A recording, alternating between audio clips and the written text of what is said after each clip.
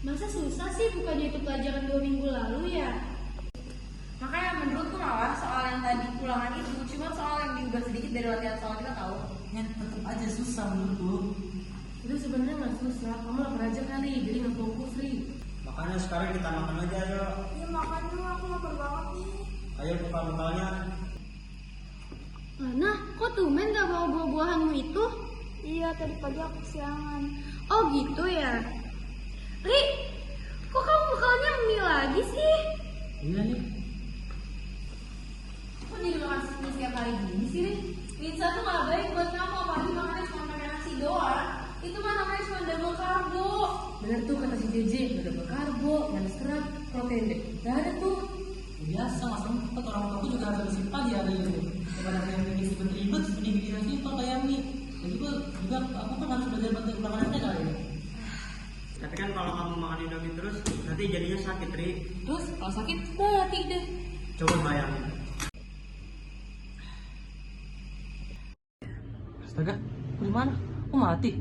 Belum mati sekarang, catatan jarak belum lengkap lagi, aduh. Tenang, kamu belum mati kok, hanya pergi saja. Maksudnya gimana? Belum meninggal sekarang.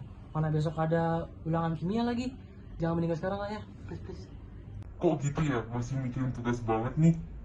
Emang udah kacau deh kayaknya. Kalau kamu memang ingin hidup lebih lama dengan sehat, kamu harus menjaga makanmu juga. Bagaimana kamu akan menikmati hasil belajarmu jika umurmu tidak panjang?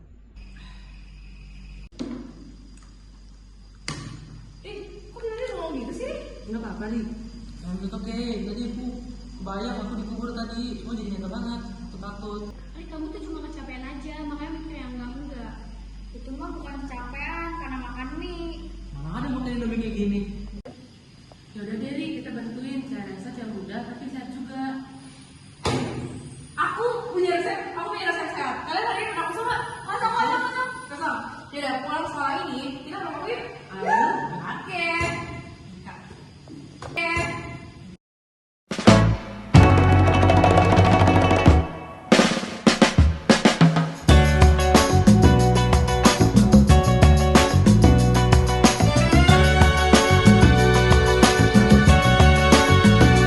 In this night, a starry sky, my baby told me with a sigh, saying words that came across as a doubt.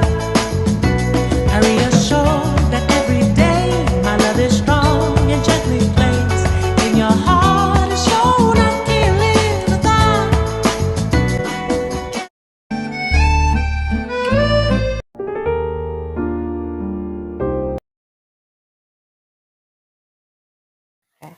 Selamat siang, Dr. Yolin.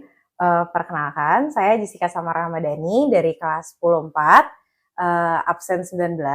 Di sini saya merupakan perwakilan dari kelompok saya, kelompok 4 dengan materi makanan bergizi pada proyek P5 sekolah kami, Bangunlah Jiwa dan Raga. Sebelumnya, dokter, saya izin, apakah boleh saya mewawancarai dokter untuk dijadikan sebagai bahan acuan untuk mengerjakan tugas kami? Iya, boleh silakan. Saya izin memberikan beberapa pertanyaan.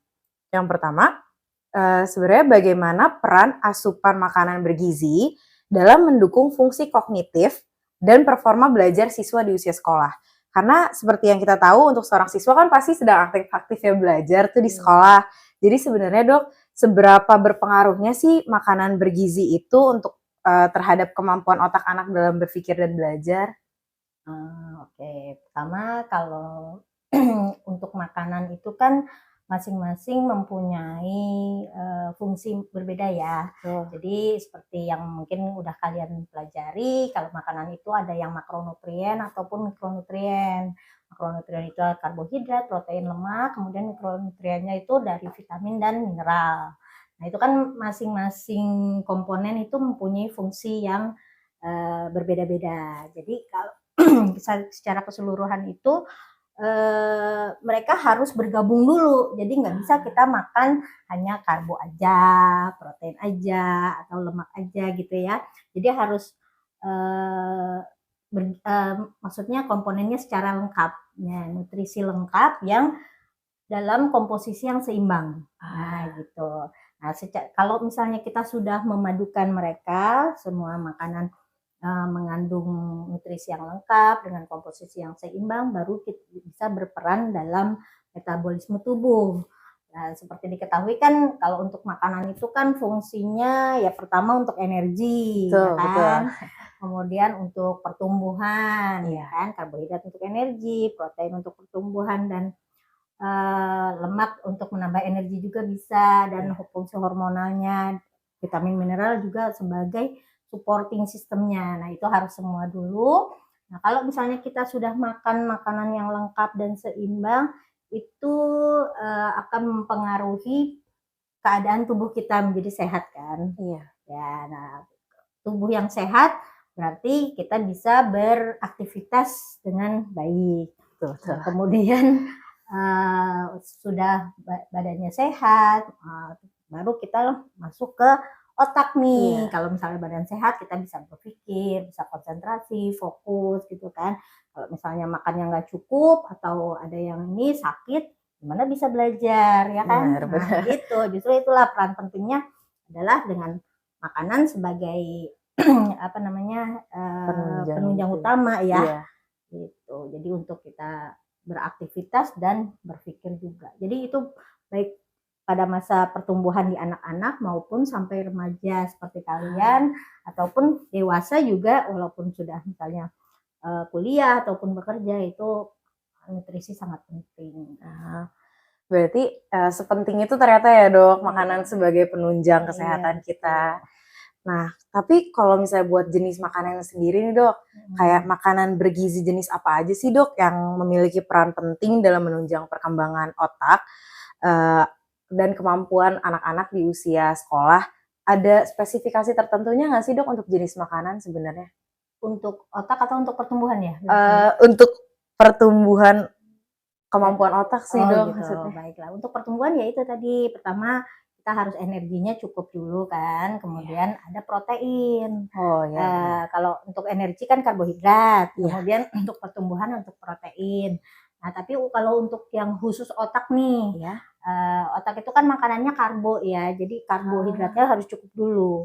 Nah, tapi untuk mendukung fungsi kognitifnya itu dibutuhkan protein yang memadai. Misalnya ada hal-hal yang seperti telur gitu kan, nah itu tinggi protein. Yang paling mudah lah, karena gampang didapatkan ya. Nah, terus kemudian yang lainnya tuh seperti ada yang mengandung namanya omega 3, kayak DHA, seperti itu terutama pada jenis-jenis makanan ikan laut dalam tuh. Ada tuh, cuman ya tidak semua orang bisa mendapatkannya. Yang paling simpel ya itu si telur aja gitu ya. Tapi ya kembali seperti tadi saya bilang, harus nutrisi yang lengkap dan seimbang. Berarti sebenarnya itu tuh tergantung komposisinya juga ya dok. Kayak mereka harus seimbang, baru tubuh tuh bisa menyerap nutrisi mereka dengan baik, ya kan nantinya diserap ke otak. Tapi kalau misalnya nih dok, ada satu hal yang penting yang kalau bisa digarisbawahi gitu terkait dengan asupan gizi pada anak usia sekolah. Menurut dokter, hal itu apa dok? Yang harus digarisbawahi itu ya harus konsisten ya. Makanannya itu harus jangan hanya pada keadaan tertentu atau waktu-waktu tertentu aja makan yang lengkap dan bergizi seimbang, tapi harus terus-menerus gitu, dan konsisten menetap. Jadi kebutuhannya ya terpenuhi terus-menerus, jadi bisa mendukung pembelajaran juga pertumbuhan dan perkembangannya dia. Terima kasih dok. Kebetulan nih dok, dari kelompok kami sendiri itu kami buat inovasi makanan gitu dok. Sebenarnya ini ditunjukkan untuk siapa aja, tapi kami spesifikasinya untuk anak-anak siswa-siswa sekolah yang biasanya jadwalnya kan padat sama urusan sekolah atau eskul dan lain-lain dok. Nah, biasanya anak-anak itu kalau dari pengalaman kami sendiri sih kita jadi lebih sering buat makan makanan instan Dok, kayak mie instan atau junk food, makanan cepat saji lah. Jadi kita buat inovasi makanan yang harusnya mudah untuk dibuat sama siswa-siswi, itu namanya kyorol Dok. Jadi ini semacam Vietnamese spring rolls, tapi ada sedikit perubahan Dok di bahannya. Jadi kalau misalnya di spring roll Vietnam kan itu kayak isinya sayur doang biasanya Dok. Atau kalau mau protein juga dikasihnya udang aja. Nah, kalau di kita ganti Dok, rice paper tetap jadi wrapnya, tapi isinya itu kita ganti sama selada sayurnya, terus ada tomat juga, terus kita kasih kentang sebagai karbohidrat tambahan, terus proteinnya dari udang kita ganti ke ayam, karena kan ayam lebih mudah untuk dimasak juga ya Dok. Terus lebih rendah kalori juga, misal buat orang-orang yang diet juga bisa. Ayamnya kita pensir aja sih Dok, biar kayak dipanggang buat ngurangin kalorinya. Terus kentangnya juga sebenarnya kita gorengnya pakai air fryer gitu Dok, buat ngurangin kadar minyak dalam makanan tersebut. Terus kita biasanya kayak kita sertakan sedikit timun sebagai garnish gitu Dok. Nah, dari makanan ini kan kita sebenarnya orang awam ya Dok, kurang tahu gitu. Ini tuh udah bisa dikatakan sebagai makanan bergizi belum sih Dok sebenarnya? Ya, kalau untuk dari komposisinya ya berarti kan ada kentang ya, itu yang termasuk karbohidratnya. Kemudian ayam tadi yang seperti dipanggang itu dari proteinnya ya. Kemudian di situ ada apa ya sayurannya selada, kentang, timun ya. Iya Dok. Selada, tomat, timun. Nah itu termasuk ke dalam sayuran, udah oke, ada vitamin maupun mineralnya. Secara keseluruhan sih sudah cukup lengkap gizinya. Kemudian cuma saran saya mungkin untuk yang kentangnya selain di air fryer digoreng biasa juga masih nggak apa-apa. Masih nggak apa-apa ya Dok. Karena dari digoreng itu kan ada minyak ya, nah itu memberi sedikit lemak, tapi jangan maksudnya yang terlalu ini nanti lemaknya minyaknya ditiriskan nggak apa-apa, masih nggak apa-apa ya. Kemudian ya oke, cuma nanti pas habis makan mungkin bisa tambahan dari buahnya makan. Ya. Paham Dok. Gitu. Udah bagus sih kalau misalnya ini sudah cukup bisa dibilang makanan yang bergizi lah. Iya. Soalnya ini kita kan nyari yang cepet gitu Dok. Iya betul. Saya kepikiran buat bikin inovasi ini. Biar mudah dibuat. Iya betul.